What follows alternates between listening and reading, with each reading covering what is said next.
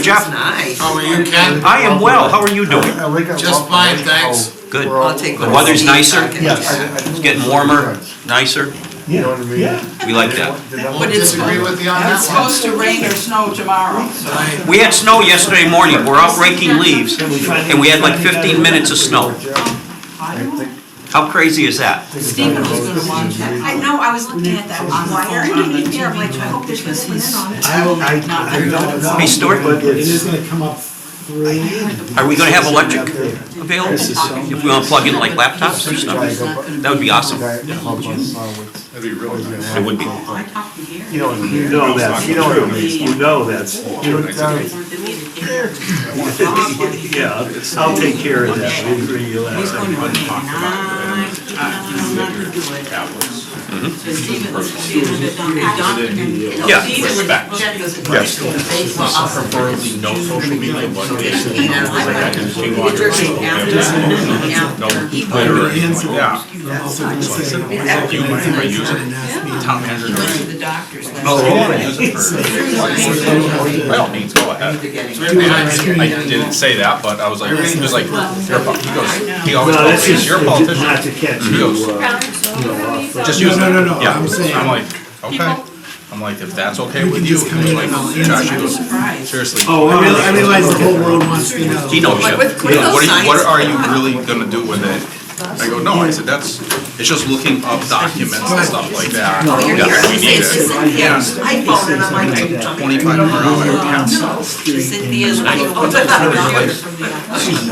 Whoa, This is going down to a very wait a minute. South Street, and you go to. Did you accidentally zoom into us? That's what I said. I'm like, are you coming? Or are you up there? I wonder if it's Cynthia There's Cole. a deep hole there. I don't have anything open. Yes, Stanley, we can hear Hi, Stan. Some other Cynthia. Maybe, yeah, I was gonna say maybe it's another. 3 minutes. Yeah, yeah, it's not like your clone. Well, sure. I need a pen. Is that Captain Malone? You don't have an extra pen. I don't know. No, I think it's Cynthia Cologne. You don't want to ask me Anything. to identify I that. borrowed stamps and Oh, I plan, I was gonna steal it. yeah, well, no, I think, one, they're attending a meeting, so it's like, they would have to still be in here. Yeah, and they didn't ask me to identify themselves. Hi. How you doing? Wait a minute, oh, where's the camera? Oh, right there. You can wear your political. Being straight, Wear anything you want. that's right. So we're gonna go with Madam Moderator. There she is here. Hi Kathy. She can't hear you. Not yet. I can make it work. I'm trying to figure it out, I can't hear anything. Mouthing. No, it's not you, Kathy, it was us, so. Hi Kathy, how are you? Hey, Captain. Hi, thanks, sorry I can't be down there. It's okay, we're gonna, when we open up executive session, we're gonna, talk with you before we reconvene the board. I know that you're under a time restraint, so we will take care of that right away, so we can talk about the quorum for the town meeting. Okay, thanks. Yep. I just, No, it just goes completely against the I mean, grain. and I guess it's a little age, you know, the different seasons, you know, whatever. But anyway, he wouldn't have. You have the posting complete. We have less than a minute. Yeah. What are you looking for? Posting for the, Thank you. this is a public I meeting. guess he took kids for things. Yeah. Hearing, right? It's a black marker. Yeah. Square road, Posted you know. into the record. Old fashioned, I guess. Well, I liked it. Sometimes I think maybe Do we the have old it? days, a lot of things might have been. All right, thank you, John. Then, Sometimes. We got 15 they didn't seconds. have cell phones or anything, you know. That's a good business.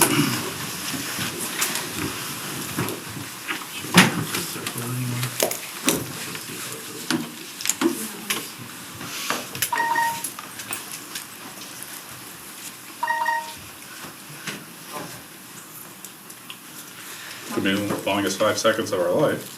6:30. All right, thank you and welcome to tonight's planning board, select board meeting, Tuesday, April 21st at 2026. We will start our meeting. We will start with the Pledge of Allegiance. I pledge allegiance to the flag of the United States of America and to the republic for which it stands, one nation, under God, indivisible, with liberty and justice for all. Thank you very much. We are going to take a few things out of order. One, Madam Moderator is here. She is under a time restraint, so we are going to go with the, to hear about the reduction in quorum. So it says, notice is hereby given that the Ware Select Board will hold a scheduled meeting on Tuesday, April 21st, 2026, starting at 6:30 in the Ware Town Hall Meeting Room, 126 Main Street, Ware, Mass, to discuss potential reducing the quorum for a special and annual town meeting scheduled for Monday, June 8th, 2026 at 6:30. The Ware Select Board is inviting you, the public, to attend the community input. All right, and we have to, do we make a motion to go into that? We don't make a motion. No, the All hearing right. can just open. Perfect. All right, Kathy, Sorry, we are going to hold the hearing for the quorum now. that's fine.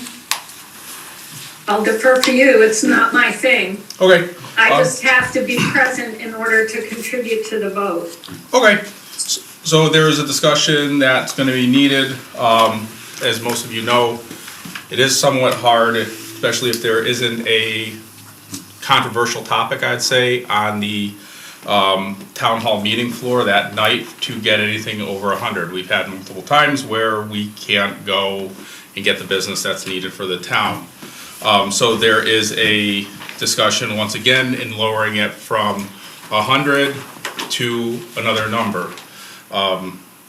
Being the chair for the Charter Review, the Charter Review Committee has been looking at kind of reducing that number to 80.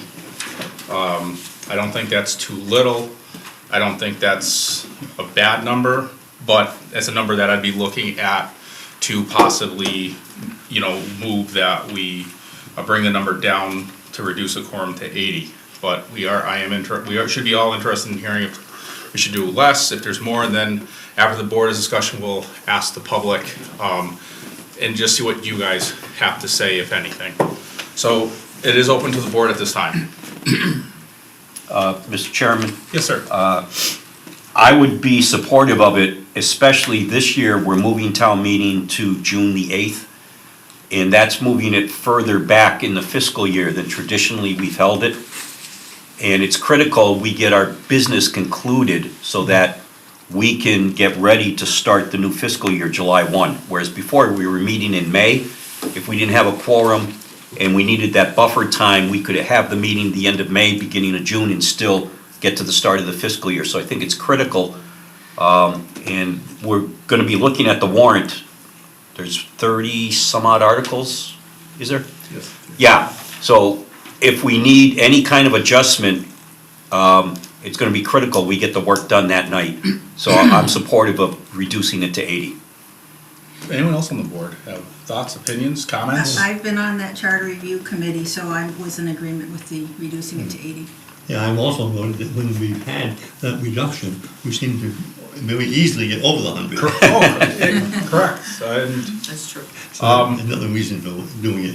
and most people in here, this room, have been there where we've had to have the meeting, cancel it, redo it, cancel it, redo it for the third time. And it takes a lot of time and energy for town staff and everybody else that is involved in getting that together. Plus, it is important that we conduct our business, especially financial stuff, properly and without the delays. At this time, would open up to the public for comment. Ms. Casio? Mr. Chairman, Yes. I just wanted to add, I'm sorry, I can't see who else Nope, you can we're go. going to recognize. Yes, I can. But I just want to point out that while we have ultimately achieved more than 100 attendees at the last couple of town meetings, it hasn't been at the time that the meeting was to have opened. So if we had not reduced the quorum, and that includes the last special, we probably would have had to reschedule. Because we did not have even 80 at the time that the meeting was supposed to open. Well, thank you. So I think it's, we were only about 10 minutes late the last time, and that's when we had 80 people. The same with the meeting before that. So I think it also helps us to be able to launch the meeting with, the preliminary housekeeping sorts of things, and not add further delay to the business going on. Oh my God, my dog is barking. So that's my only addition that I wanted to make. All right, well, thank you. All right, Ms. Cassio. The other Kathy Cassio. First off, I want to say I'm bummed that we have to do this, that doesn't say a lot for our town, that we really do need to encourage people to come forward. I do agree, over the past couple meetings, we've actually had more. I would love to see 5 times what we had.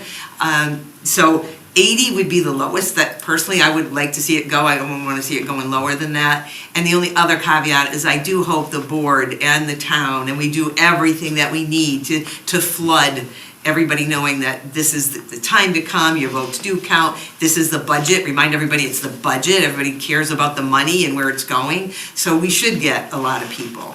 So, like I said, though I'm saddened that we have to do that, 80 would be the lowest that I would feel comfortable with, and I just want to make sure we do everything and anything that we can. My only other caveat for future, I think that's a Monday, right? It's still like another Monday night, the June 8th, yeah. Just for you guys that are on that charter commission, I keep thinking that Mondays, we have our elections on Mondays that are tough, we do these on Mondays are tough, especially people being away for the weekends and stuff, and now you're talking June, it's getting to be into the summer. Just something else to think about when you're looking at the charter, that maybe another day of the week could be a little bit more helpful. But, no, I appreciate everything Kathy says, and I think if we get started at like 6:30, by the time, they go through everything, it's a little bit later, hopefully some other people will be coming in, and just encourage getting the robocalls and all that stuff, but All right. my 2 cents, thank you. Thank you, Kathy. Anybody else? Ms. Matheson? I just want to say I agree with Ms. Cassio, that somehow we need to start encouraging our townspeople that this is maybe a more fun event to come out to, and increase our participation. I'm not really sure, I agree with 80, which should be the lowest, because what percentage does that represent of our population at only 80 for a quorum? 100 is about 1%. So, Yeah.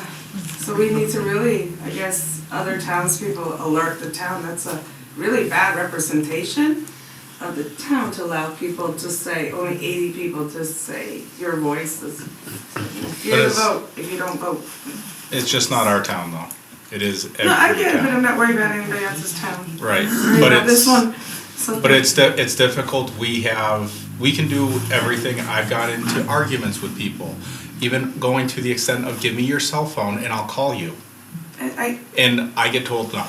So it is difficult. But yes and no. There was a program, an MVP program today in the park, but the town only put it out this morning, up on a town's website. So again, that's the town mismanaging educational opportunities. So if the town is only gonna do it the day of a program, then people can't do the program. This needs to be flooded now in advertising. It takes 12 times for a person to understand an event is gonna happen. So we're gonna have to hit it at least 12 times in 12 different ways for people to say, wow, this sounds exciting and I should participate.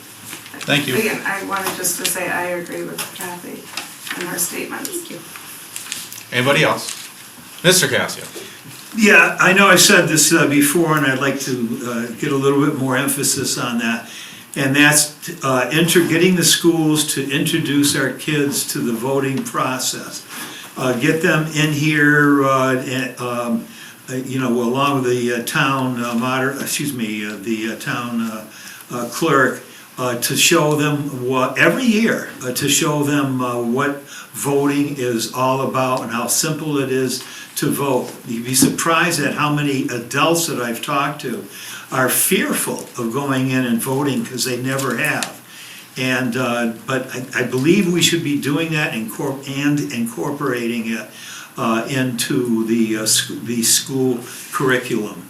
And I think that would go a long way, I think. Just as a caveat to that, I'm just gonna think maybe the board or for Stuart or something can make mention to the school, sending out papers too from the kids. You know, not granted, they don't read everything, but pushing it on the school level, it's their budget also that's being discussed and things on there. So again, every avenue, you know, every committee, everybody that's looking for stuff, pushing, you know, but schools are a huge one. I meant to say that's Well, thank you. All right, does anyone have any, Mr. Tweedy? I would just like to say, in regards to the charter, I attended almost every meeting at the charter review committee, and more than probably most of the members did at that stage of the game. But there was also conversation that we should not be able to get only 80 people, we should be able to get 1%, which would be 100. There's a lot of things that go into that, and I think that if the town's people realize that the town is a business and that they are the employees, let's say, of this business, they might have a little bit more enthusiasm at coming to a meeting instead of looking back from their couch and saying it looks like a circus. So 80 would be a good number.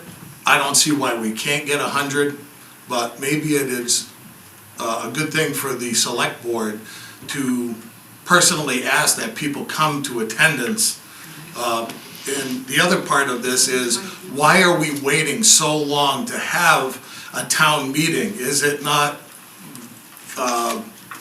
pertinent that other jobs within the town get this so it's on schedule?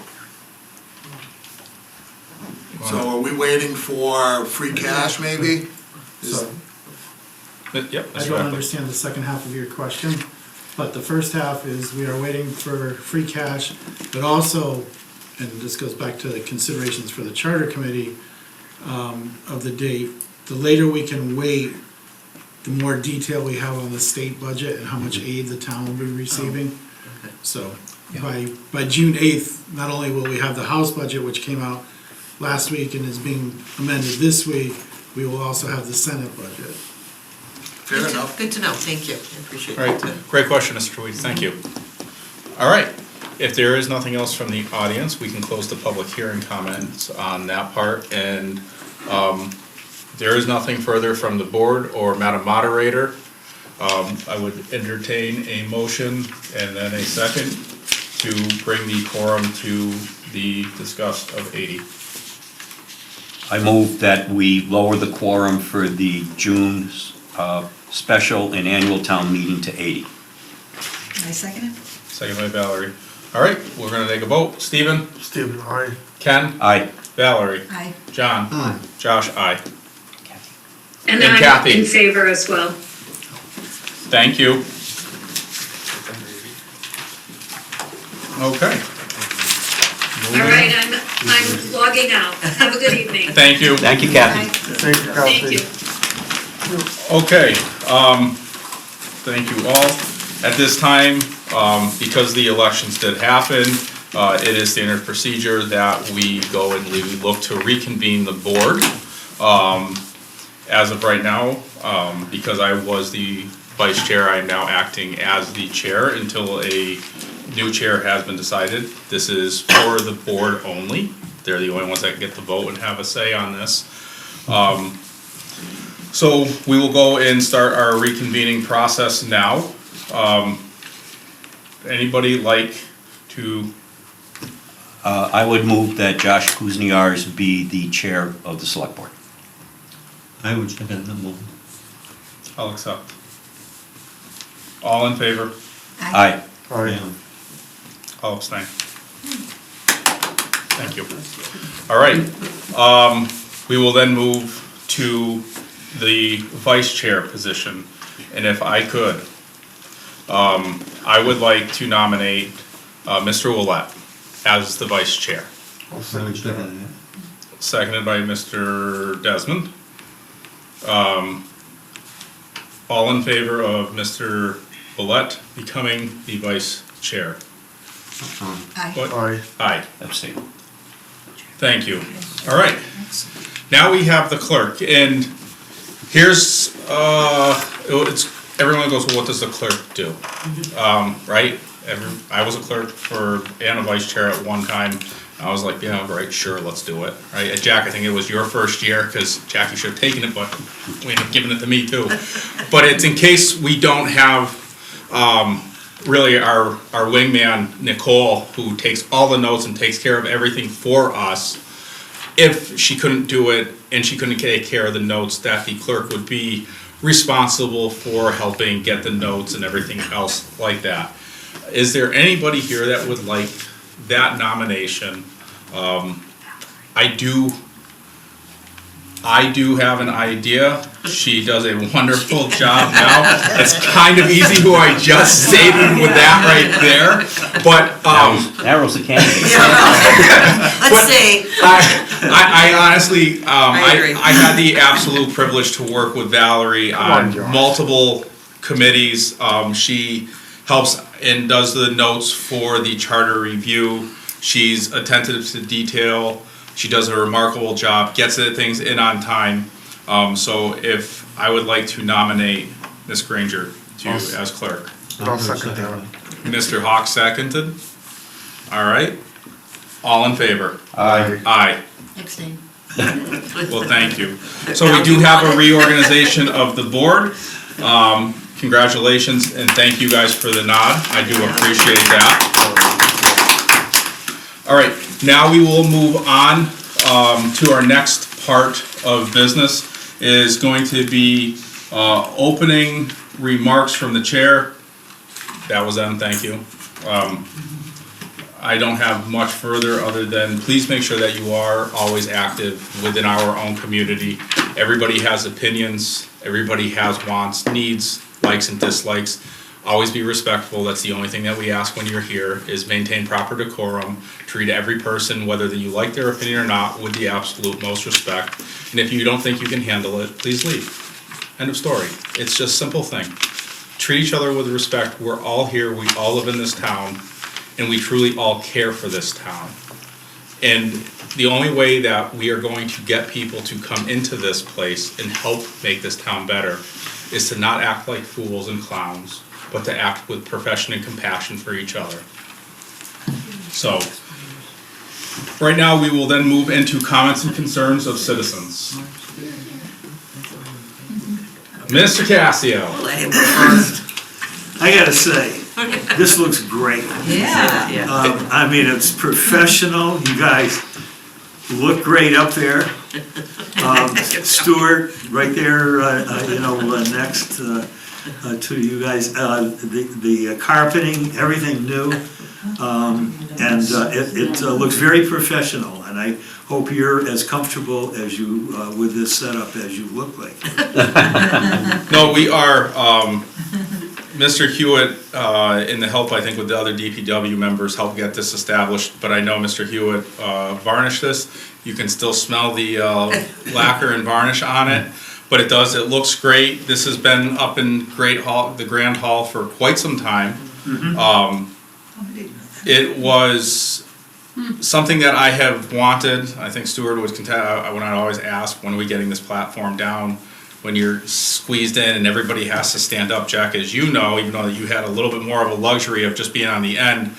But when it was Nancy, Ken, and I, everybody had to operate in a certain fashion. How to get out to say the pledge, everybody had to go in the opposite way of how we all came out. So yes, this is a very nice thing to have. It certainly does dress up stuff. It makes the town look more professional, business oriented. So yes, I agree. So thank you, Jack. Okay. Ms. Cassio. Just because he took my thunder, I wanted to say the same thing. I walked in and went, wow. Because I'm so tradition, and I was like, oh no, you can't get away from you're up there. And now I walked in, I'm like, of course. So yeah, it looks great. You guys look good. And everybody's on the same level, and that looks nice. Just a couple things. First, I have to say congratulations to Valerie and Steve. I'm just very happy to see you guys up there. It seems really nice, and just wanted to say that as congratulations when it's your first meeting. And then just real quick, I wanted to share, in case some people don't know, I do have a quote-unquote TV show called News and Views, and I just did a wonderful interview with our DPW interim director, Ken Calder, and it was really, really interesting. He redid his, what do you call it, the show, the point, like the... PowerPoint, yes. His PowerPoint presentation that he did down at the Senior Center, which I hadn't attended. And so we just did it. It will be on Where TV. I just want people to know. And for anyone who doesn't have cable, it'll be streamed too. So I think it's going to be real interesting for people to have. We know water is such a big issue. And he answered some good questions for me. I had, like I said, it's the first time I met him, first time we did it, and I thought it went really well. Just wanted to announce that here. So again, welcome, looks beautiful, and please watch the show. Thank you. Anyone else?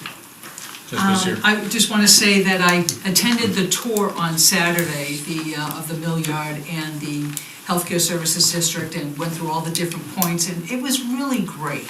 I think Stuart and Paralee are doing a great job on it. It was really inspiring. I'm walking by the back of the mill buildings, and you could see this town has so much potential. So it was really great, and I hope that we can get volunteers to start helping out with some of these things. Some of them a little, some of them we need $50 million, yeah, that's all. So I was very happy to attend that. I did notice on the agenda, we have some changes to the July 1st meeting minutes. I did mention before that the May 6th meeting minutes should also get changed to show the vote that was taken on that day, and because it's not in there. So something to discuss when that comes up on the agenda. I also noticed on the agenda, I was concerned to see that first of all, we have two people that stepped down from different committees and that were already going and putting in for a nomination. I do think that I don't think anybody really knew that these positions were open. There may be other people who are interested, so I think it's a little premature to be putting that on the agenda so quick, and that I'm sure that Stephen and Valerie may have some ideas for nominations also. I do see that former chairperson, Mrs. Talbert, was nominated, and I do have several concerns with her being on the Finance Committee, many of them, but also that she's a town employee, and it could be a conflict of interest being on that Finance Committee. But if that nomination vote is going to take place today, then I would like to be able to voice some concerns. I don't think it's appropriate right now, though. Thank you. That's all I have to say. All right. Anyone else? No. Go ahead. Oh, thank you. Mr. Tweedy? Yes, Mr. Chair. So I would just like to reiterate what is printed here in Article 5 for the whole board to understand if they have not read the charter. We had discussion at the last meeting in regards to the town manager and his duties and how he presents and things move forward. And we talked about having the horse in front of the cart at some times, and it also came through discussion that possible mismanagement afterwards led to some of the confusion. So the question was asked and never really answered. It was, I assumed.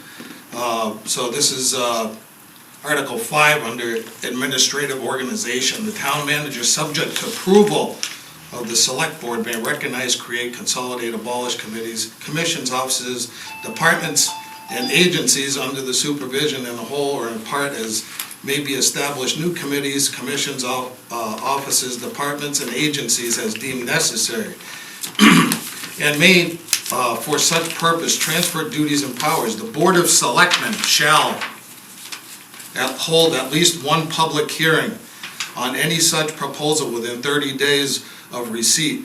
Within 60 days, there shall be a public hearing.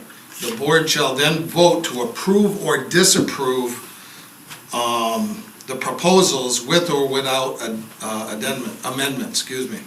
The plan becomes effective 60 days following the public hearing unless sooner approved or disapproved. So I hope that clarifies the cart before the horse in regards to the infrastructure meeting. I'll try to make the next few here quick and short. Jack Cassio, do you need, No, Stuart? No. Okay. Jack Cassio served on the board, as we all know, for 3 years. He also asked numerous times about monies, and seeing how we're going into an election that may or may not have possibilities of a 2.5 override, he had asked many of times about backflows, which we are still paying $20,000 a year to an outside company when our water department, under their job description, that should be handled in-house and could be also be making town money by doing other businesses in town. One other thing, I'll refer to Mr. Desmond. Just prior to Mr. Willett joining the board, you had discussion with Terry Smith in regards to the town's GPSs. You gave it a 6-month window for exploration into this matter, and that is another $8,000 that, as far as I know, we are still paying, unless you got anything you'd like to add, if any investigation had been done and anything has come further from that. I don't have an answer for that. but You have anything? It's not included. Most of, with the exception of the police department, we are cutting the GPS systems out of the budget on July 1st, just out of necessity. Okay. All right. Thank you for that update. Also going into the director. DPW director holds a very important position in this town. And at this point, as far as I can tell, the only place that you can find a job application for this is on the Town of Ware's website, not Indeed or anything else like that. And I was aware that there was also a candidate that was interviewed within the past couple of months that was possibly a fit for the job, due to the fact that I think management positions in their own, being like the highway supervisor, can kind of get along. Water and sewer are a little bit different. Sewer being, as you will know, the most stringent of all rules, regulations, and I think that if we're looking for a director, even though they may not have the knowledge of the DPW in regards to the highway, they should have more water and sewer, and we have failed to put someone in that seat now for over a year. You notice I have my books with me. There's a lot of information in there. Sewer ordinance, O&M manual. In order for the town to have a discharge permit for the wastewater, we have to follow the town's organizational management. And these positions are not part-time positions, they are full-time positions. That is agreement between the town and the DEP and the EPA that these positions be filled and someone sitting in the seat that can competently do the job.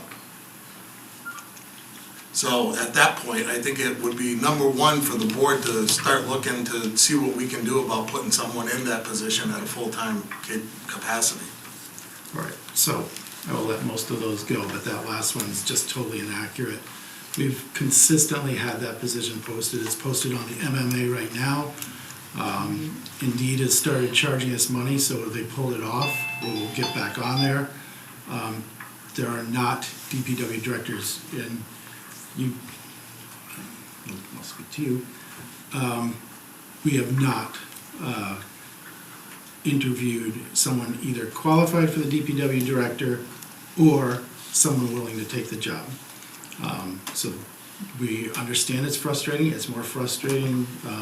It costs more the way we're doing it now. Mr. Calder's doing a fantastic job. The problem is he's only here a day or two a week. So we are keeping looking. We've raised the salary at the board's direction, and that's drawn minor interest. So, What is the salary, Stuart? Just we're currently up to 135 to 145. okay. Fair enough. Moving right along, as far as that goes, thank you, Stuart, for your update. Reports and stuff that go along with the wastewater, the annual O&M report, the river phosphorus sampling report, which requires a QUAP to be written, that has been not written for the past 3 years now. Very important piece of paperwork. The IPP report, that was due March 1st.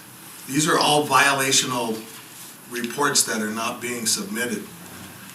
Further on to the IPP, we had a meeting with one of the people from the DEP in regards to helping us through this. And since last year this time, we have done absolutely zero to move the IPP along. So even if there is a report, there isn't going to be a report. It has nothing to add to that. We have done nothing. So in closing, I'll leave off some of the other few things that I had here, but it may be pertinent that we get a whiteboard in here. Put problem, put solution, who's going to be responsible, and an end date to maybe keep the board a little bit more on track and focused on what needs to be done and what more issues are more important than some of the others. You know, you guys probably hear different things on your end as far as being select board members, but when you're out in the general public, the things that are said are not very appealing to anyone about the conduct of the way the town is being run, managed, and that sort of thing. So I'd just like to pass that on. I won't bring in any of those comments in, but just beware that there are a lot of dissatisfied townspeople, and I believe that the town's taxpayer deserve more than what they're getting at this point. Thank you. I think that's pretty much it in the nutshell, but. Mr. Willett? Jeff, I ask you to put those in writing to the town manager, please, and copy the select board, Sure, those items. sure. Thank you. I can do that for you. All right. One last quick thing, if I may. Speaking in regards to management, and through the O&M manual and through the sewer ordinances, there's been kind of a little bit of, I guess, question on who is or who is not the water and sewer commissioners. So through these books that were written by Wright Pierce and also Ty and Bond, and signed by our executive officials at that time, it places the town, give me just a second here, it places the select board as the licensing authority. The licensing authority is granted the permit through the DEP and the EPA for the discharge permit. The reason that they do this is so they can have someone that is accountable. They know what the procedure is, they're the licensing authority for what goes on in town, and ultimately someone has to be responsible for this. That is why it is stated in here and signed by the town officials at that time that the select board has the duty of being the water and sewer commissioner. So kind of the whole cart in front of the horse with the charter is that someone placed this stuff into existence and was never followed through full circle until it comes in writing in the permitting process. Thank you. And that's all. Thank you for your time. Thank you, Jeff. All right, Ann, you had your hand raised. Yes, thank you. I have 2 comments and 1 request. I'll make them quick. First, a very warm welcome to both of the new board members that are there. It's wonderful to see you folks there. Job well done. I completely agree with our new chairman that decorum of where meetings is indeed an integrally important aspect of the town's business. My request I'd be grateful to know if the board would provide a status of the pending intentional violation that was related to the Gilbert endowment being voted to Bay State control. Mr. Beckley? Just for clarification, is it the open meeting violation that you're referring to, Ann, or something else? The one that's pending with the Attorney General's office currently. The alleged open meeting violation, okay. Well, it was determined to be an intentional violation, to my understanding from the paperwork I read. Correct, that's If what it's the the, same thing, then yes, I'm not positive that's the same thing. I think it's the same thing. Thank you. Just briefly, the attorney wrote to the town 1 or 2 weeks ago, just letting know that they had filed a request for a hearing with the Attorney General's office. They note that the Attorney General's office is backlogged, and as soon as they have a hearing, they will let us know. Okay, very good. Thank you. I appreciate the update, Stuart. And I do have a comment on that, if that's okay. Yep, Ann, are you finished though? I am, thank you. All right, thank you, Ann. Thank you. When I had talked with Matt Lindenberg shortly after the determination was made, I asked him about the process and the hearing process, and he said that most towns simply pay the fines and do not challenge the determination. So it was a determination, so I guess my question is the town lawyers then challenging the state determination? The hearing typically is to simply state what the fines are, and like he said, that most towns just pay the fines. No, that's not what the hearing's Okay. for. The hearing is to follow up on the board's request to meet with the Attorney General to discuss it. Okay. All right, thank you very much. Jack?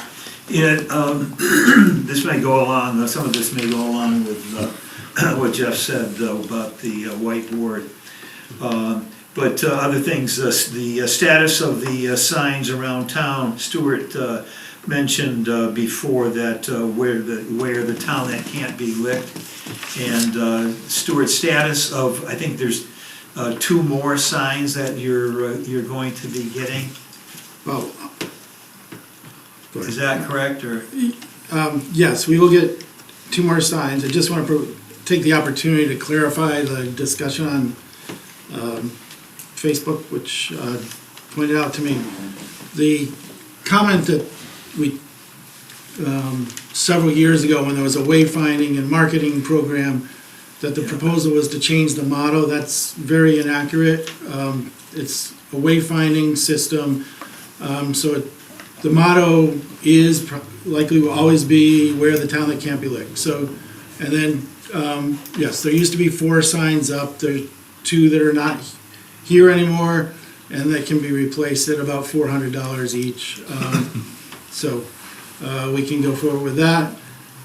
And just if there's concern, or if enough time has passed, that the saying on the wayfinding signs, town worth seeing, is ready to be changed. There's a whole marketing guide from which people perhaps could be polled or surveyed to see what they would like the next saying on those signs to be. Okay, all right, thank you. And then these have been, issues have been brought up to me over the week.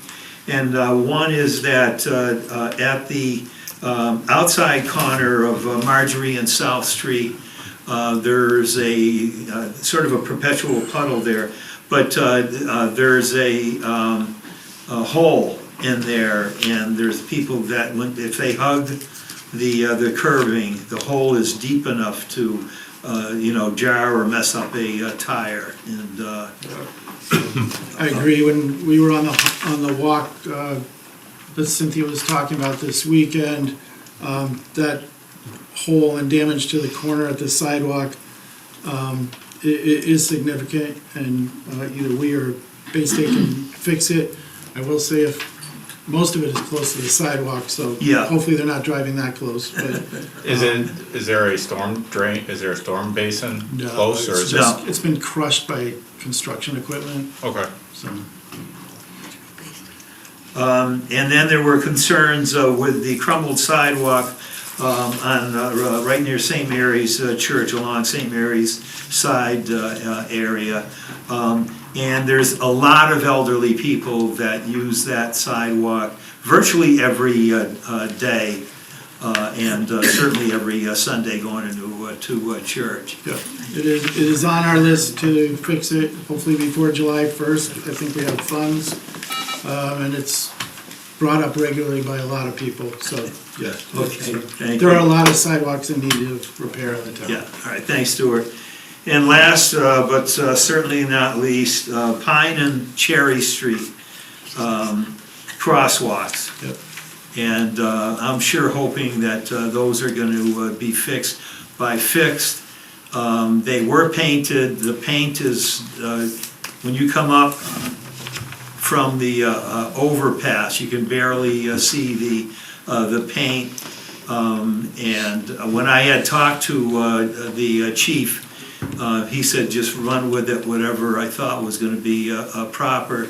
And that was to make the parallel lines that come perpendicular to the opposing sidewalks, to make those thicker instead of like 8 inches, go probably 12 inches, and then have maybe crisscross in between those two parallel lines, so they're very, very visible. From talking to the people that brought it up to me, is that there are loads of young kids that come out of those apartments in that immediate area, and I don't want, nobody does. I'm throwing something out there that's obvious. We don't want to, we want to be preventive, and see if we can get that done, so. Can we check to see if, is there actually DOT specs for a crosswalk? I know in certain communities, obviously me, yeah, and doing line painting last year, they were very thick now, and they actually put down like a polymer coating that helps shine and reflect lights. So I don't know if we can just get some specs, so then that can help. I have specs. I met with, back half a year ago, I met with the DPW director of next town down, where they did all of theirs over. He was incredibly helpful. Okay. And gave me a packet. Who should I give that packet to? You can forward that, if you'd like, you can forward it to Stuart and myself Okay. via email. You have my email, Jack? Yes. Oh, awesome, thank you very I much. like the hairdo. Yeah, it's not bad, right? No, no. Okay, thank you. Thank you. All right, we are gonna move right along. From that, thank you, everybody. We'll get into the consent agenda. We have first the approval of minutes that have been revised minutes from July 1 of 2025. You were given them. If you had time to review them, hopefully that you did. If you need time, we can always table it. If not, then based upon it, the revised, to include the motion as below. It is on page 4, was what the revised part was. We look to seek a motion and then an approval for the meeting minutes that have been revised on July 1 of 2025.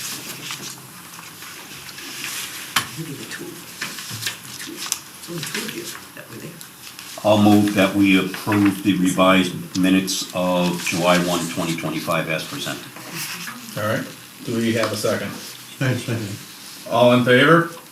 Aye. Aye. You can abstain. Absolutely. All right, so then moving on, the rest of the consent agenda, all requested by the Ware Lions Club, and they're all gonna be held in Grenville Park from 6:30 to 8:30.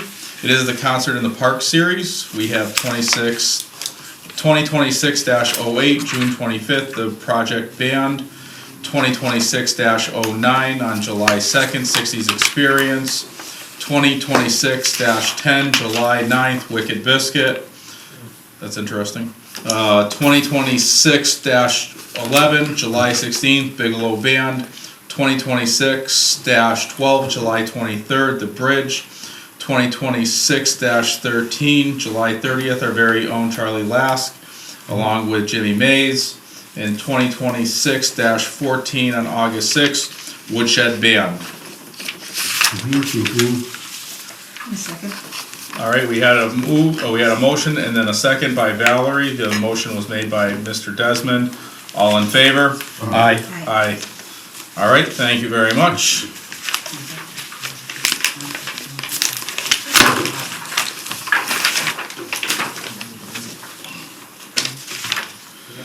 So now we come into resignations and appointments.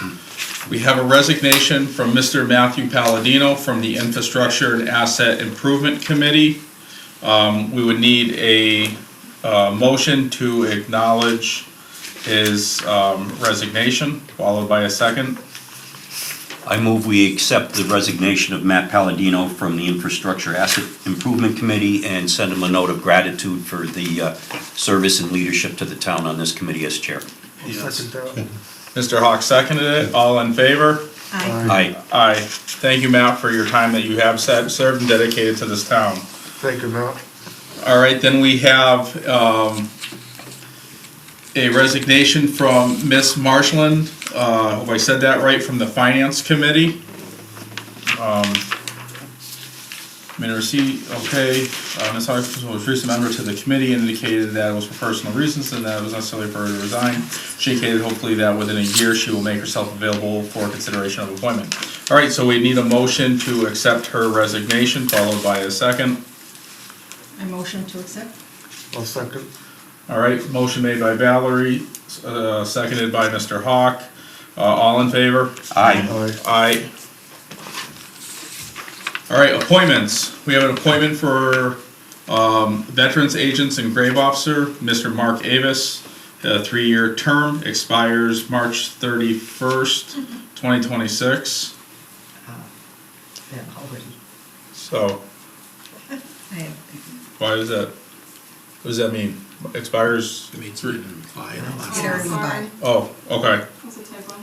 All right, Oh, thank you. All right, so then we need a motion in a second. I want to discuss that. Yeah, I would like to table that for some time. I've had a lot of veterans contact me, not happy with his performance. They said he doesn't help them, he doesn't follow through or respond to them, so. Okay, I can investigate, but I will tell you he's an outstanding veterans I'm only officer. going by what. Okay, he distributes money quickly and saves the town with his work by reviewing the claims. So, I'm not arguing that you want to take more time, I just want to put that out there. could we possibly invite Mr. Avis to a meeting? Yep. And any questions that we have, we can Okay. directly discuss that with him and. If I could, Mr. Chair, Valerie, would you share your concerns with Stuart, so Stuart can follow up on those specifically? I think, in fairness, if there's specific complaints, Yes. to direct them to Stuart and to allow Stuart to be able to report back to the board, and Valerie, what he found on those specific complaints, and then that may be a conversation we can have with the candidate. Okay. To be able to say, here's what we heard, here's what we found, we'd like to know more. Because at this point, I don't really know what the challenges are, and I hear Stuart saying he's given us good service, so I want to take that into account, but I'd like to be able to have the context of Valerie's concern. Agreed. Okay, so we'll do that then. So we would need a motion. Sounds like Valerie had a motion. Can we have a second for the motion to table? Second? All in favor? Aye. Aye. All right, next we have a finance committee. We have Miss Nancy Talbot, who has applied and shown interest, and then we also have Miss Kathy Cassio has. At this time, we are going to table that one. Okay, so I would need a motion and a second to table. Write that down. A motion to table the finance committee. I'll second that. All right, all in favor? Aye. Aye. Thank you. And now we have Infrastructure Asset Improvement Committee with Ms. Talbot again, and we also got interest by Mr. Cassio, if I am correct in that. Yes. Okay. And do we have any discussion that is needed by the board at this time? I would just bring to attention to the board and to those watching as well and those in the audience that both Ms. Talbot and Jack were on the board as select board reps, and now that they're no longer on the select board, they're just asking to remain on the committee as citizens. Certainly they've given good service, they know a lot, and with the work that the committee is undertaking, I think it would be in the town's best interest to allow them to continue serving in those capacities. Both of them? Yes. Okay, if that is the case, thank you, Ken, for taking a look at that and making a recommendation. We would now look for a motion to approve Ms. Talbot and Mr. Cassio for the Infrastructure Asset Improvement Committee. I move we approve Nancy Talbot and Jack Cassio as citizen representatives on the Infrastructure Asset Improvement Committee. Do we have a second? Seconded by Mr. Desmond. All in favor? Aye. Aye. Aye. All right. Now, moving on, scheduled appearances. So we will be tabling the joint meeting with the Board of Assessors. The topic was payments in lieu of taxes as pilot. Agreement for the senior housing complex on Church Street. So do we have a date correct for when we're going to meet with them next? We don't, No? because we took care of the tax hearing, so. Okay. Whenever the board's ready. Okay. So is this being tabled because they weren't able to present, or? Their presentation at this point is very generic, whereas if it waits a little more, they can have very specific numbers to present the board. And the pilot, when does that take effect? Is it going to impact any of the other discussions we have to have regarding the FY27 budget? In terms of it bringing additional money to the town It will add. that can help with the budget? It will increase new growth, which I think I've already put into the budget. It'll add approximately $25,000 to $30,000. So should we schedule that now to get that on our agenda, to give them time and schedule it for one of our main meetings? Yep. Okay. When, Can I ask for the second meeting in May? The That's okay? 19th. Yeah, okay. yeah. All right. Anybody, what time? 6:45? Does that work? Okay. So we look for a motion to table this and then reschedule it for, did you say May 19th? Yep, 2026 for 6:45. I'd like to make the motion to table this until, what is it, May 19th? Yep. 6:45 PM. All right. We have a motion made by Mr. Hawk. We have a second? Second. Seconded by Mr. Willett. All in favor? Aye. Aye. Thank you. All right, now we get to town manager's contract. Mr. Beckley has had his review with the board. And this is what has come of everything that we have dealt with. Mr. Beckley has been above, beyond, and professional in this entire segment. We'd like to recognize and thank him for that.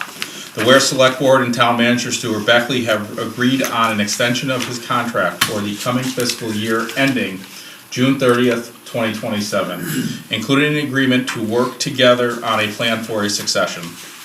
Mr. Beckley has served the town manager for the past 14 years. During that time, he has made important contributions to the town's fiscal health by implementing new financial policies, developing balanced budgets for town meeting approval, and helping to address the ongoing capital and infrastructure needs for the town of Ware. Stuart looks forward to working with the select board and our town departments on their priorities, as well as our many ongoing projects, including infrastructure, parks and building improvements. He has also made clear to the board that he will work closely with them on a succession plan and assist with the transition when that time comes. Like virtually every city and town in the Commonwealth, Ware faces rising costs for basic municipal services, healthcare, student transportation, and capital and infrastructure projects, without comparable increases in local taxes, revenues, and state aid. As Massachusetts Municipal Association recently reported, this is creating historic fiscal challenges for all communities and significant tests for municipal leaders. In this kind of environment, Ware's growth depends on both responsible and financial management and focused economic development.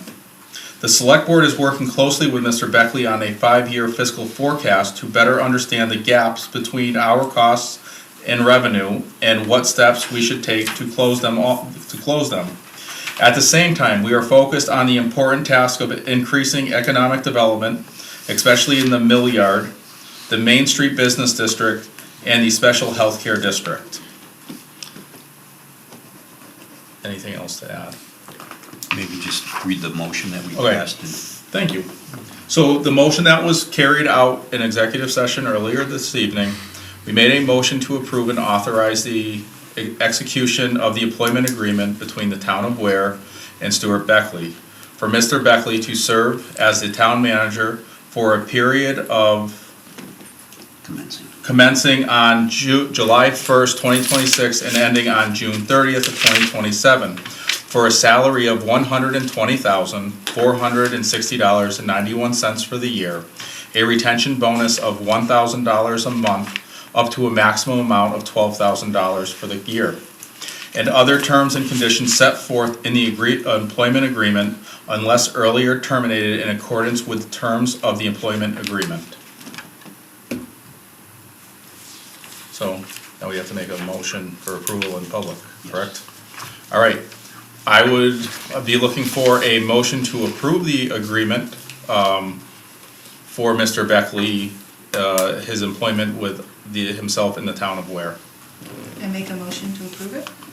We have a motion by Ms. Granger. Do we have a second? I'll second. I'd like to suggest having a date on that. A what? A date on that motion. Okay, so for today? Yeah. All right. Whatever the date is. All right, so where would you like to insert the date? Yeah, on this one. Moved and approved on Okay. April 21st. Move. That's today's date. Yeah. 2026. April 21st, 2000. All right, so with that amendment on Valerie's, we look for a second. I'll second. Yes, Seconded by Mr. Hawk. All in favor? Aye. Oh, it has to be roll call, I believe. So Stephen? Stephen, aye. Ken? Aye. Valerie? Aye. John? Aye. Josh is aye. Thank you very much. Thank you, Thank you, Stuart. Stuart, and for your willingness to work with us going forward and taking on those projects. Thank you. Thank you, Stuart. Moving on. Let's see, old business, town manager's contract, just did that. New business, request from the Ware Center Meeting House for the use of resource waste community donation funds. We have a letter, was this already read into anywhere? Okay, it says, Dear Town of Ware Select Board, the proprietors of the Ware Center Meeting House and Museum are committed to preserving this amazing historical treasure and understand that you may be in a position to help us do that through your nonprofit fundraising initiative from Resource Waste. We are informed to educate, entertain, and maintain this unique 1799 building. We have made many improvements since we formed in 2003, replaced the roof, rebuilt the carriage shed with lumber from the Ware-Gilbertville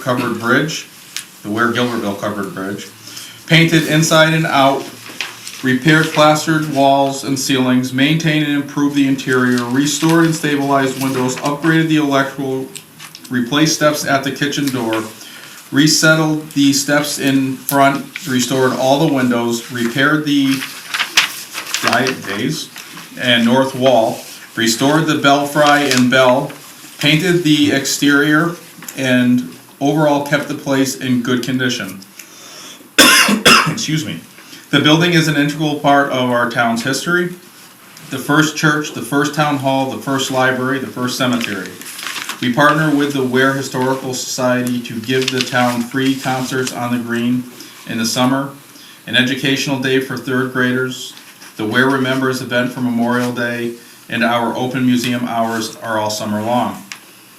Our next improvement project is to add period appropriate black wrought iron railings to the building's 3 doors. This will allow for increased safety and ease of accessibility. Please see attached estimate and example. We hold multiple fundraisers throughout the year, but this additional funding request will help make our building more user-friendly.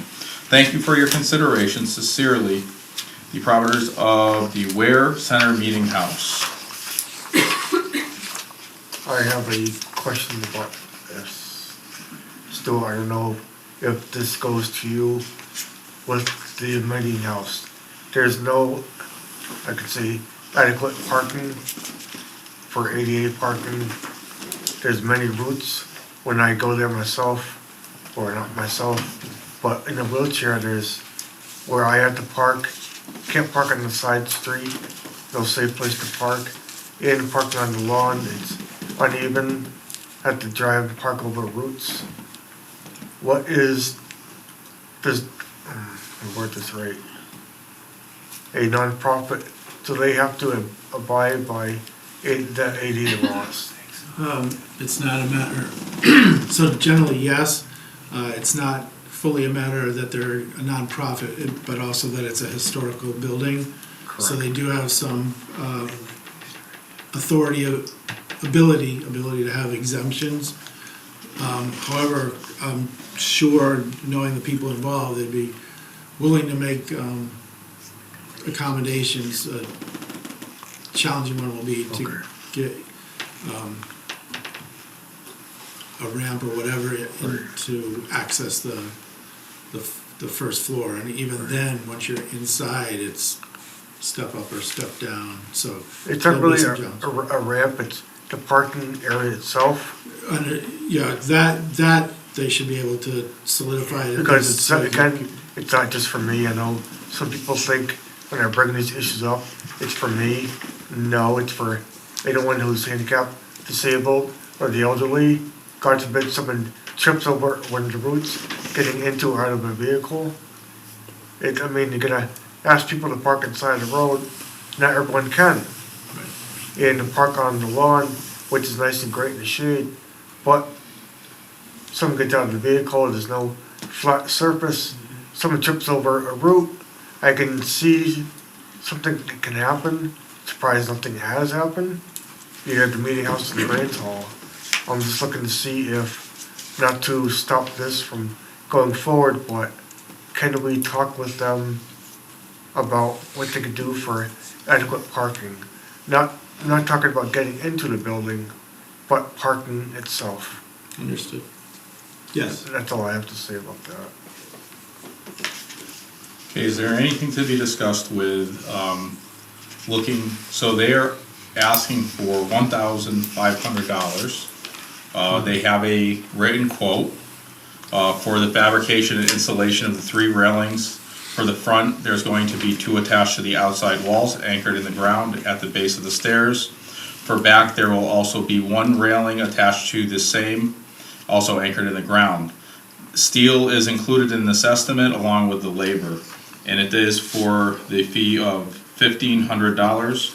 And the payment would be due when the job is complete, and it was signed by the person who submitted it, Mr. Wayne Perry. Question to Stuart. The contribution from resource waste is $15,000 annually? Yes. And we moved how much out for the celebrations committee? 5,000. 5,000, so there's currently a balance of 10,000 in that account? Yes. Okay, thank you. I move to approve $1,500 for our improvements at the Ware Center Meeting House. Do we have a second? Second? Second by Mr. Willett. All in favor? Aye. What a fabulous historic building, though. Yeah. That was the center of our town. Back in the day. Back in the day. Yep, back in the good days. Okay, so now we go and we're gonna move on in new business, discussion of municipal electric aggregation. So, All right.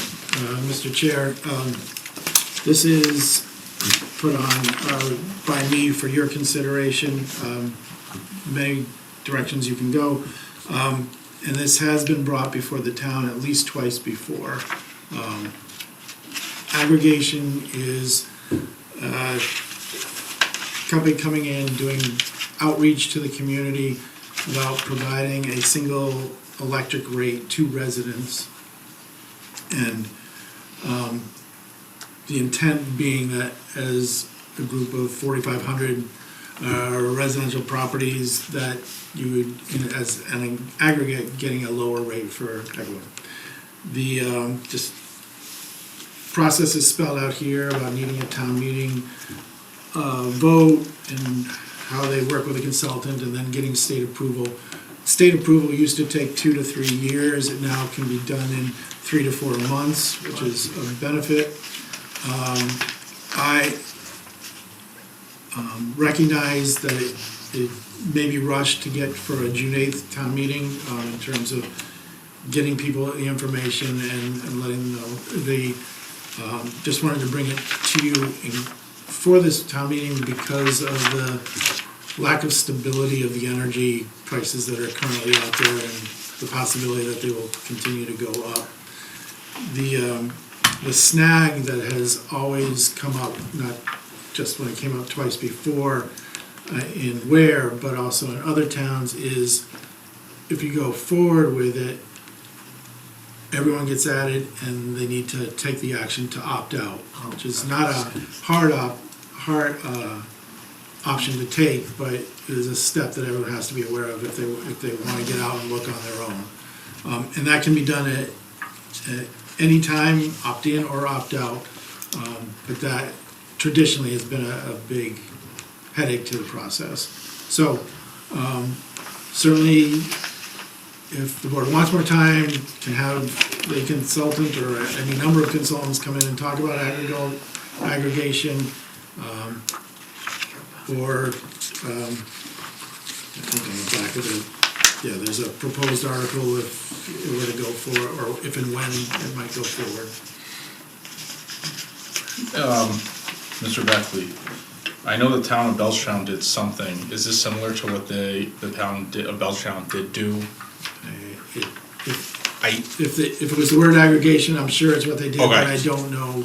Because I know that from what I heard through a member of their select board as well as other members of their community, it was something very similar to this, and there was a question about opting out. When you said all that, it kind of made me think, is this the same exact thing? Probably is. I would like to say it was, because I know that for a while, people were really chomping at the bit to get a better rate as you're buying it in whole. Is there any downfalls to this?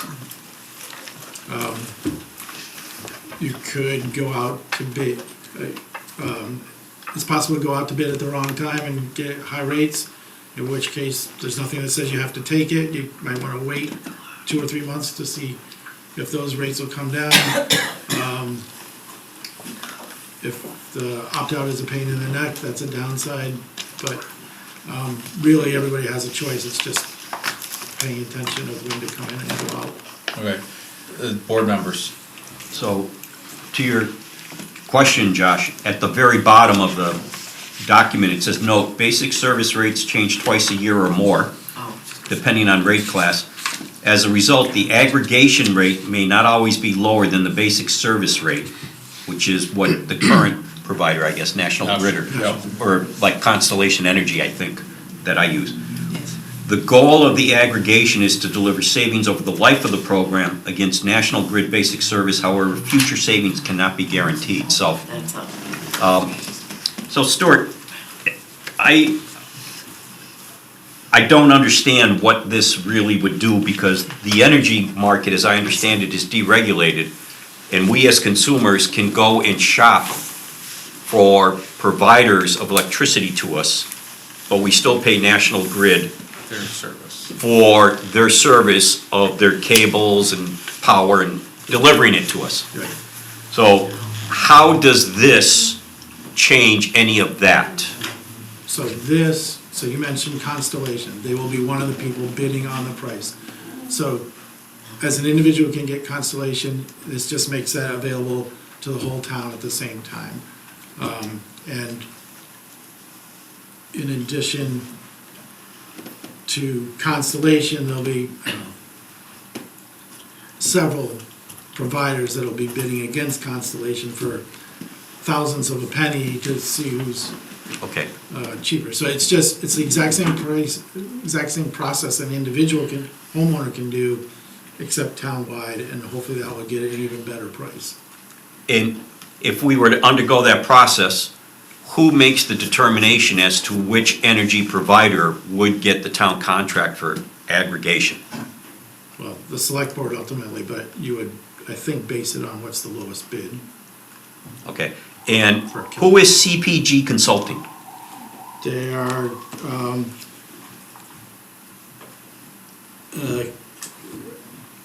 aggregation company that reached out. They're affiliated with the gentleman that helped us get our solar agreements in place. So they reached out to us, we didn't reach out to them? That's correct. And is this the third time that their proposal has come to us? I'm not sure it was CPG in the past. It could have, yes. Okay. In fact, I'm pretty sure it wasn't. Frankly, I would move no action on this, because there's a lot I still don't understand. I think we're in the learning curve, Okay. and I don't know what the best way to approach that is, but this is a lot of information for us to try and digest. I don't know if that's something that belongs to some kind of group to review it and come back with some information for us, or for Stuart to do. Well, I think, just talking to several other communities that have done it, and perhaps Belchertown and several others, that'd be a good starting point to see, and you can, as part of that, you can see their history as they compare to National Grid. Yeah, I think that'd be important. What other towns have done, what's been their experience, are there real savings? What's the downside, what's the upside? I'll reach out to one of my friends who is on this select board in the town of Belchertown. So I'll see if I can get a hold of him by this weekend and see what he has to say about this here. Thank you. So yeah, for right now, we can just try to get more information and come back to it. Okay? Approval of special and annual town meeting warrant for June 8th, 2026. So before you is the town warrant with all of the articles that are going to be presented that night. There is a lot of them.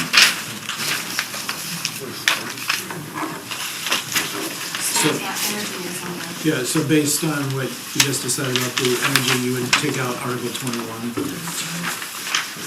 Okay, Yes. so we need a motion to remove that from the warrant, correct? Or to adopt it except for 21, it's not one of them. Okay, Which one is it? 21. 21 was related to the electrical aggregation, so you would take that out.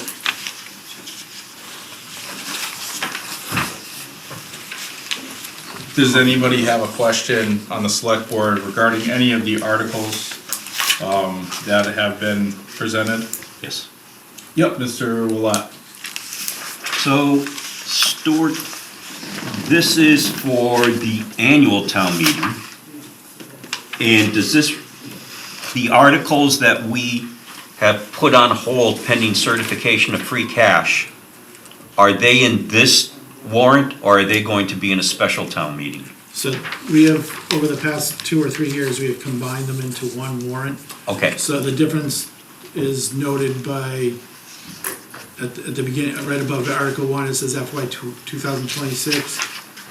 And then above Article 6, it gets into FY 27. So the first 5 articles are effectively the special town meeting articles, and then the rest are annual. Okay. And the other part of your question is, yes, the ones that we bypassed are included in the, So- yes, in the 2027. So all we're doing is, we're not voting the articles tonight, we're just accepting the warrant. Yes. And then probably on the 19th, we would do the meeting with the finance committee. The 19th of, May. so, I'll just speak for those capital items that are looking to be funded. Yeah. My hope is that the board will have more information as to what the article is actually funding. In other words, if it's a capital piece of equipment, what is the new piece of equipment? What is it costing? What is it replacing? I think we need to have that information available to us to make an informed vote as to whether Yes. we support it. In the past, we've gotten some snippets, and more information has been prepared at the town meeting, but I think I, as a board member, would like to have that information before I vote in support I of a agree. particular article. And the second is, knowing that we're still waiting for the free cash certification, if we don't have it, and which would not, I'm hoping that's not the case, but if we don't have it, I think we have to really look at our capital requests with a much different attitude of how we do this. We've put it off already 2 meetings, and I'm hoping we don't have to do that again, but we can't support the article by a vote if we're not sure of the funding source and it's there in adequate amounts. And also, we need to know what is the capital equipment, what's the impact on the town and what the lifespan, all those kinds of things that I'm sure taxpayers want to know. I think we need to know that as well. The more info, the better. I agree. Yeah. Great points, thank you, Ken. Just a little bit of more info, we just bought 100 gallons of oil for oil changes on equipment. Anybody wanna take a guess on how much it was? Quite a bit, 100 gallons? 550, Nope, more. How about 5,000? 5,000, was off by 0. What type of oil? Yeah, that's. Gearbox oil? Yeah, 90 weight? Well, it Yeah. doesn't necessarily, Yeah, but it's but that's- special oil that goes in the machinery, Yeah. so. This is an increase of probably 5 times what it used to be just a couple of years ago. So, budgeting, you should probably get with your department heads. Chlorine gas has gone up. We are. But Jeff, if I can, just right there, we have a process where the department heads work with Stuart on the budget, who meets with the finance committee. So the department heads should have already passed that information on to Stuart. So when you say to the board, you should get with the department heads, it's not our responsibility, either by charter or by operational efficiencies. So your department head should already be working with Stuart to ensure that the figures they submitted to Stuart for the budget reflects that. Understood. So just so folks who hear that might think that it is the board's responsibility, truthfully, it's not. It's the department heads working with Stuart, who then goes to the finance committee, and they present the budget to the select board. Fair enough. All right. So we make a motion to approve with, Article 21. yeah, with the exception of Article 21. So if that's the case, I'd look for a motion for the approval for the special and annual town meeting on Monday, June 8th, 2026, with the exception of Article 21 removed. Do we have a motion? I move we approve the warrant with the exception of Article 21 as presented for the annual town meeting on June 8th, 2026. I'll second that. All right, all in favor? Aye. Aye. Aye. All right. Excellent. Select board roundtable discussion, there was nothing put on, but I do have a question. We have everybody that's in here that has to sign that sheet that comes into our meeting, correct? Visitors, yeah. Yep. The people that are on the Zoom platform, they don't sign in, and I don't know who some people are. I think you should have a policy. Thank you for going with that, because that was my next question, is I would like to know that they can have, I mean, for example, we have, it says where helps where. I don't know who that is. And if they cannot provide who they are, and I'm not saying now, if you're listening, where helps where, that if they cannot provide their name and their street address and where they live, then we remove them from that platform. Yeah, there are other towns that do that. I think it's only fair that everybody that does come here, you guys do sign in. Yeah. It's also a privilege to come in and be here and talk. Ann has always spoken, we know who she is. Again, though, she clearly identifies herself, she puts herself up there like Ann just did. That to me, it's not, Anonymous. yeah, Basically. I wanna make sure that we are talking with a resident, or, you know, like we do, you guys write down where you guys live on there. You guys do all of that. I think in order to have this luxury where somebody can stay home and still be able to communicate with us as a town entity, that they also have to go through the same exact process as we do if we're face to face. There's nothing to hide. We are here to listen, but I respectfully would like to know who I'm speaking to or who is listening to what we're saying, and therefore going forward, I would like to talk with the select board, either tonight, we can put it on an agenda for the next meeting that we have, so we can gather thoughts and opinions. It's just something that, I just think that everybody that comes on here, we all owe it to each other, of knowing who's who and what is being said and where the source is coming from. Yes. Well, like when I came in, I saw Cindy's phone, I thought it was Cindy, then Cindy showed up, so I'm like, so who's that? Right, exactly, Who's so that, Cindy? we want the participation, Yeah, but I just wanna know who people are. Yeah. That's all. And it's not to be nosy, all it is simply to state who people are and are they a resident, because if they come in as Phoenix Fish 82, are they from Belchertown, are they from Gilbertville, where are they from? And we don't know if they should be speaking on behalf of anybody. Yeah. And that this is our time as residents to have that conversation. And Ann has a question. I did see it though. Thank you. More of a comment, just I know that what you're discussing is written out in the MGL. There is a section that has been added, remote participation to be counted on attendance in these meetings. If you want to take a look at the MGL, it does address it. Ann, thank you very, very much. It really helps. Thank you. One problem with that, I agree with you with that in Zoom, but how do we know for sure who actually is on Zoom? Because they're going to, before they speak, they're going to have to give their first and last name and the address and where they reside from. And then do we have the right to see exactly who they are? Because where, what does it say? Where helps where? Yeah. I have no clue, but, I cannot see who that is. Right, so if it were a board member, they have to be on the screen. Yeah. Okay. For remote participation. If it helps, I can gather or put together a policy from other towns and Okay. put it together. I don't know Thank if you. that's like a That would be good. HIPAA law, if that goes, if that's gonna violate some of them. No, but thank you. I just, again, I'd like to know who this is. I mean, if they're being in our meeting, then I think that they should have to be like everybody else.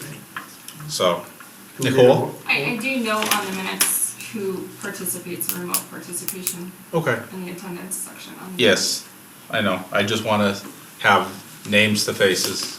That's all. We could have Squidward or SpongeBob up there and I don't know who they are. Do we need a motion for that, Chairman? Nope, Stuart's gonna. Yeah, Stuart's gonna do it. Stuart's gonna take care of it, but thank you for supporting that and helping out, Stuart. Again, trying to make a tighter, closer-knit community, I think this is where this will start. Is small steps going forward. Is there anything else why we didn't have anything that's actually listed? So for the select board roundtable discussion, and does everybody understand what that is or why it's here? Yes. Everybody? Okay, so, just so everybody else is aware, when we have comments and concerns, it is for the residents here, not for us. This is for us. Especially if we know we wanna talk about something or have a conversation with Stuart on a certain topic, you can email myself, Stuart and Nicole. You can even include Jack, Jesus. Ken on this. No more. On this, it's this way here, we have an idea of what you're doing. Also with that being said, I know I talked with the select board, and I've individually, but it's very important that, when we are replying to an email, we do not hit reply all if we're going to express any opinion or any information that would be directed towards Stuart, Nicole, and myself, or if I wasn't available, it'd be for Mr. Willett. The last thing we want to do is have any type of open meeting law violations. So please make sure when you are replying to something, it is a reply all. I will say that if Stuart gives us a text message, Merry Christmas, in a group, Merry Christmas is fine to say back. Happy holidays, whatever you guys want. He does that all the time, and that's fine. Stuff like that is acceptable. It's a conversation. We're all human beings. We all work together.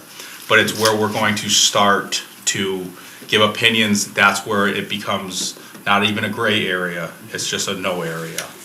Okay? Other than that, that's all I have. But anytime that we want to have a select board discussion, please bring it up under there. So we can give anybody in there, of the citizens that, their time. Also for the residents, we do have timers. I like to discuss with the select board, what do we think an appropriate time is for the residents to have a conversation. In the past, we've kind of allowed it to go long, and tonight was fine, it was lengthy, it was good conversation. But to try to keep everything on track and on schedule, I would like to limit times, unless they are part of the agenda and scheduled appearance on it. Is there anything, we have 1, 3, and 5 minutes? Can I speak, Chairman? Yeah. I think also to educate the residents, engaging is good, but with comments and concerns, that's both for the residents to speak, but also the select board has time in the 1, 3, or 5 minutes to give answers. So that could be noticed for the residents. It's also our time, if there is a time limit, to give everyone a response and answer if we know. I'm thinking 3 minutes is good. Yeah, I would go 5. The other part is, and I've seen this time and time again, people give a presentation on something. Person followers will give the exact same presentation. Just give it over and over again. So if we had at a certain point, the chair would just say anything new and different, that would, I think, Like Kathy does at the town meeting, anything new and different, like you said, that's a good way of. So do we want to do 3 minutes? I support 3. I support 3. Okay. But who's got a stopwatch on it? We have them, right here. We have them. The blue one. The blue one is it. Wizard of Oz. That's the 3 minute? That's the 3 minute. So, again, it's to make sure that everybody has an opportunity, plus we stay on time, keeps us scheduled, like to be somewhat regimented in the schedule and everything else like that. Some nights there's a lot of conversation, but we want to give everybody the ability to have at least a say. We may not be able to take it, all of it, but come on back. Email, do something. Again, we thank you for it. My question. Yes. Mr. Chair, I spoke on 3, 4, maybe 5 topics. Would that allow me 15 minutes? No. I only get 3 Three. minutes to spew out everything I can. Or send it in writing. Yeah, asked to be put onto the agenda, and guess what? Now all of a sudden, you have your time to shine, and As much as you want. Fair enough. I mean, it's just, again, if you're put on the agenda, that's your time. We allow for you to come onto the agenda under that subject.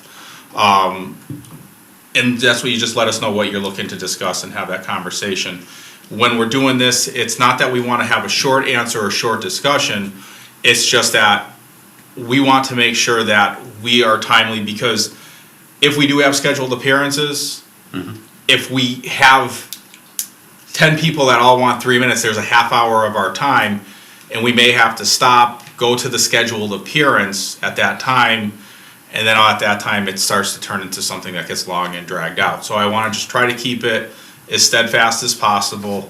And if that means that we don't have some scheduled appearances, you know, until 6:50 or whatever, then that's what we'll just do. That's a learning curve to see what's on the agenda, to know that this is how much we're going to be able to talk, and we can always continue this. Kathy? I just want to say, I appreciate if this continues. I liked how the flow went today, and even this, that as you guys have discussions, because my only problem is comments and concerns are things that I'm bringing forward, but I also come to the meeting because you have an agenda, and being allowed to talk when you have some of the different, again, not to take over your meeting, you gotta get it done, but hopefully that's the other time that you're gonna want, if there's somebody to have some input. You know, so I do appreciate that it's not just comments, because then we're gonna leave, we can't say anything, you know what I mean? Right. So, No, and appreciate that. what we can do is, I'd like to do is have this, be able to have the dialogue as long as it's not getting dragged out.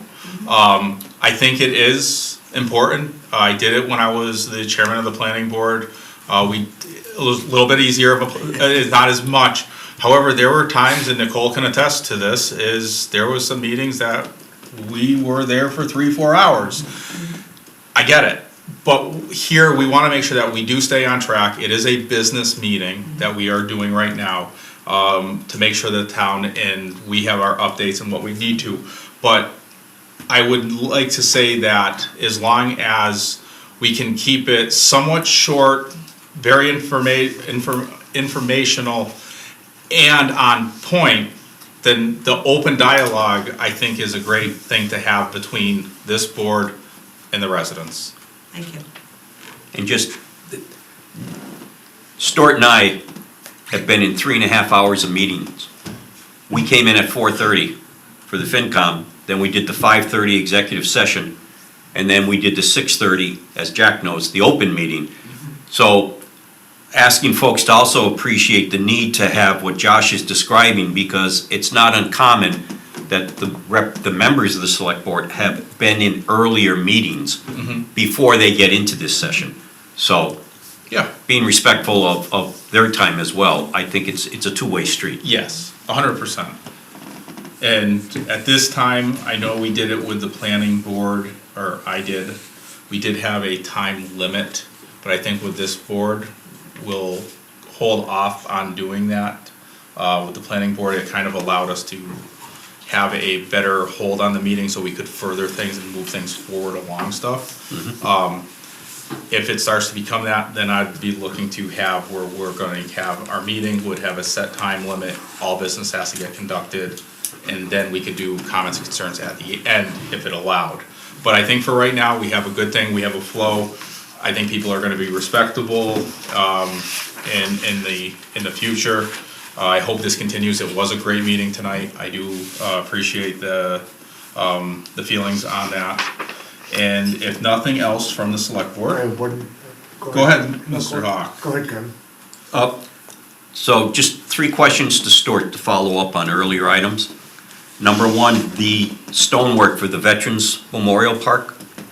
We had the fellow who took the quote. Has there been any progress on getting him to respond? He has not responded. The attorney did write back at the end of last week suggesting the next step, which would be a process that would triple the damages and get us on record for that. So that's what we're pursuing. So we're going to do that? Yes. Do you need anything from the board to move forward on that? Do not. KP's available to do it. Okay, and how soon can that happen, and then what is that? I would guess within a week they could file that with Okay. the court. Would you copy us on that, please? Yep. Thank you. The water surveys that were returned, along with the census and also available online, I know we have quite a collection of them, and you and I talked about how we were going to tabulate the paper surveys into the electronic version so we could run the reports.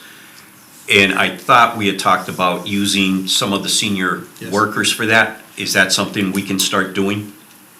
We can. Are they? Nancy has them Okay.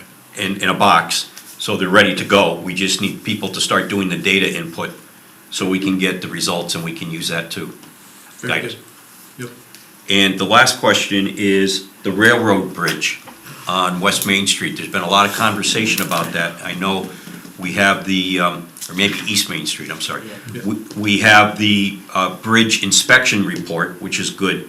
And I know we had talked about asking Mass DOT and the railroad operator to come in and talk with us so that they understand our concern and also get it on the agenda for having it.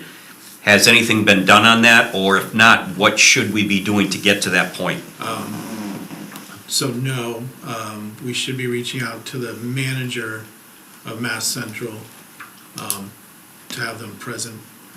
We could probably get Mass DOT Railroad on Zoom, but I think given where the fault is in terms of the bad side of the bridge, it's the manager of Mass Central that you would like to talk to. And we can aim for May 5th, unless that's a bad night, Stephen. But, No, I'm good. okay, If it's good. so we can aim for the next meeting to get Mass Central here. Do you need a motion from the board inviting them to the May 5th meeting so you can tell them, or? No, no. Okay, I guess I just want to be sure we get on it. Yeah. And we let them know that, I appreciate the fact the town manager's reaching out, but it's the board Yeah. that has the concern, acting on behalf of the citizens. Yep. Do you think we could schedule that for 6:40? That'd be okay? Just so we have a good amount of time to talk with them. That's fine. Okay. Okay, thank you, Stuart. Sorry, Ken, I didn't mean that. By the way, thank you for bringing that up, especially about the, I'm embarrassed to say I kind of forgot about the veterans and how we got kind of the shaft, so thank you very much for bringing that up. Highly inappropriate on that person, so I'm glad. So, all right. Stephen, I think had something. Mr. Chairman? Yes, sir. I know, Mr. Chairman, you and Stuart and I met, I think last fall, for the rail trail to speak about the problems and the rules. And I believe we talked about setting new rules and getting them installed along the rail trails. Is there any update with that? And if so, when those are installed, if we could have those cemented into the ground? Because I've had neighbors that called me that says, hey, why are the signs thrown in my backyard? Which, I mean, I'm not gonna blame kids, it could be adults. And I have numerous neighbors call me and say, yeah, 3-4 times in a year, the sign along the pole is literally thrown in the backyard. But that could be cemented into the ground so it can't be ripped out. But also, do you know if the signs that are there, are those gonna be the rules for the rail trails? So, two parts to the answer. The signs that were there, or are there in some places, Right. those are the rules. We have also created signs,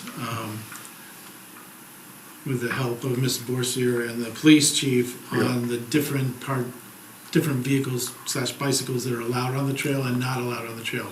We have those signs in my office, and those can be attached to a pole as well. And I agree with you about cementing it into the ground. Good question, I didn't mean to cut you off. I wasn't at that meeting. What about the e-bikes? Because know that it's springtime. I've seen numerous e-bikes on the road trails, and there's different classifications of e-bikes. Yeah, the signs are very clear about what, I don't have it in my head, but, Like there's three. classification 1, it's a non-throttle e-bike. It's listed on But this the signs It say, is. the signs say what's allowed and what's not allowed. No, I guess my third question for this is, there's different, it's kind of in a gray area, as I see in here. Who is going to enforce the rules? Because I get questions literally every week. Who do I go to? Do I go to you? Do I go to the town manager? They Do I would call the have- police? Call the police. Call the police. Call the police, okay. We cannot, it's, Steve, and this is a hard thing to actually say, because I mean, while I do have residents that do call and, or share their concerns, it's just not in our personnel to have somebody down there. Right. It really has to be proven and shown that there are numerous issues. So when people ask, they have to call the police department, so it gets a log, and then we have an idea of what is happening, the times that this is happening. It starts to create a database for the chief to take a look at and put some guidance out with his staff on how it can be handled. Thank you for clarifying that for me. I appreciate it. Can I just have, when you're saying that, I'm just wondering about the people, I know we always have our cell phones. Can they take a picture to give to the police? I would assume that would be even more, Yeah, probably. the police aren't gonna be right there, but if they keep getting the same picture or the same, Yeah. note it's the I mean, they same can thing, they take a picture, it's, Because I believe. what is the person gonna do? Come back and stop, and then all of a sudden now you have them again? So, take a picture, do it, but it's gonna be hard because they are moving very fast. So, And I've tried for years to try to tell people that have e-bikes, have some road trail etiquette. If you're gonna pass someone, acknowledge you're gonna pass them. Instead of going 20 miles an hour past someone. You're kind of in a catch-22 there, because you're gonna have a lot of green trucks that say Ware Highway Department on them, due to the fact that part of your rail trail goes through the laydown area. yeah. So now what are you gonna say if you write somebody a ticket, they're gonna go, that truck That's, travels there? I'm sorry, that's just not likely. Yeah. You're not gonna write a ticket for, would that be crossing over versus going? Yeah. So, all right, let's move on to the town manager report. I'd like to start with 3 dates where the board has been invited to events. May 9th is opening day at Grenville Park for baseball and softball, and you're invited by the leagues to attend. That's at noon. May 12th, there is a fundraiser at Hannah's for the fireworks, and that's from 5:30 to 7:30.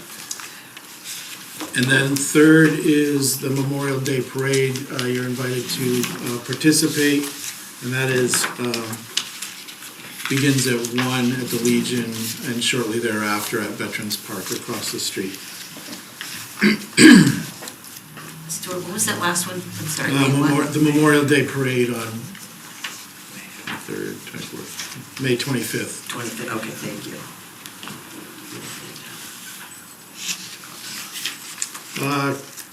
Quick financial update, the House budget, as I mentioned, did come out in the middle of last week. It is somewhat favorable to the town of Ware and to most communities as it raises the educational funding. On the other side, it decreases the general aid funding, but overall, it's a plus over the governor's budget by about $200,000, which helps reduce how much the town will have to use its reserve funds and free cash. We have 4 retirements coming up at the end of the month and early next month. Those retirees total well over 100 years of town service. So a big loss. Mark Lukaskevich Bill Robidoux, Chuck Nizwinski, and Darlene Gildert here in Town Hall will be retiring in the coming weeks, and we certainly want to recognize their service, and we'll be getting something for the board to present, although they don't want to come here, so we'll have to present them without them. But just want to recognize the awesome service that they've given to the town. And on the DPW side, we have hired a replacement laborer who will work to get their CDL, and promoted Sean Pahoda from operator to foreman to take over Mark Lucas-Skevitz's position. Congratulations to Sean. Yes. That's great. He's, we have, as you're aware, there's 2 vacancies due to departures in the fire department. And we've also been looking at ways to try and balance the shifts at the fire department, which would mean the hiring of 4 at some point. But the interviews are going very well. We've conducted, I believe, 15 or 16. So should be able to have them start by July 1st, at least 2. And we did get a second PFAS payment of $29,000 to go with the previous one of $69,000. So those funds are available. And let's see, the garage office at Aspen Grove is an old building, and we're having roof issues. DPW is going to help with the ridge cap, but you may have noticed on the town meeting warrant, there is an article to work with a designer on a replacement building. So as that will be needed at some point. Not only is the building old, but it's also a little undersized for what's needed at the cemetery. And just want to let you know, Kathy had talked about the presentation by Mr. Collier on the water system. Pioneer Valley wants to follow up with a presentation, particularly about localized flooding and the impacts it may have on the town presently and long term. So that similar program will be brought up.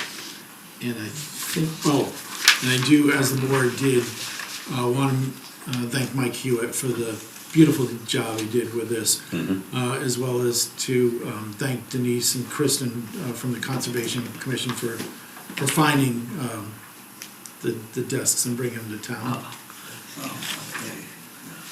So. You did a great job. It is. Mr. Chairman. No, this is Very great, comfortable. but also, I know Mike had assistants bring it down, so thank you. Was it other DPW? Yes. So yes, thank you to everybody. Mike did a phenomenal job. I sit up here and I love the smell of the multiple coats of poly that he put on it. It's really nice, especially from the board's purview. The carpet looks amazing. Everything here looks really, really nice. So thank you to every person that was involved in this, helping make this a little bit more comfortable of a table for us. It's like a new room. So. Yeah, anything in the state of the pavement management plan? So we are holding up the bill until we get the final product with the software that goes with it. It was supposed to be by the end of April when they last left, so they need to get us the software. Yeah, I asked, we talked about that before, Yeah. that's good. All right. We'll make I'd be looking for a motion to adjourn at 8:18. Can I ask it? Go ahead, Ann. Or she said. I'd just like to know where I should direct some input that I have regarding the 3-minute speaking limit. You can direct that to myself, and you can include Stuart and Nicole on it. Sure. Be good, thank you. Thank you. All right, make a motion, still 8:18, for adjournment. Move we adjourn? Second by Mr. Hawk, all in favor? Aye. Aye. All right, thank you.